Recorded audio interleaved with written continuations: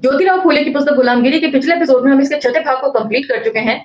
जिसमें महात्मा फूले कहते हैं कि भागवत पुराण में विष्णु के पांचवें अवतार वामन, जो एक छोटे ब्राह्मण बालक का अवतार बताया जाता है, और बलि राजा के बीच में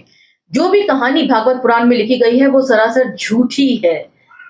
दरअसल ब्राह्मणों ने अपने छल को छुपाने के लिए इस तरह की मनगढ़ंत कहानी लिखी है,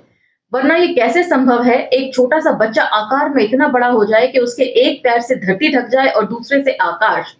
और फिर इतने बड़े आकार का बालक जब एक पृथ्वी पर रहने वाले व्यक्ति से कन्वर्सेशन करेगा तो उस कन्वर्सेशन का एक भी शब्द दुनिया के अलग अलग देशों में रह रहे लोगों में से किसी को भी सुनाई ना दे। और उसके बाद बलि राजा की मृत्यु के बाद उनकी पत्नी विंध्यावती जो है वो सती हो गई थी, और संभवतः तभी से औरतों के सती होने की प्रथा है वो प्रचलन में आई हो।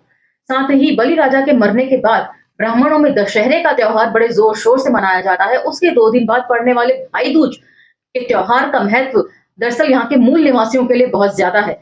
क्योंकि घर की औरतें अपने घर के पुरुषों का उस दिन तिलक करती हैं भाई दूज के दिन, और ये कामना करती हैं कि वे लोग बलि का राज दोबारा स्थापित करने की जो है वो कोशिश करें।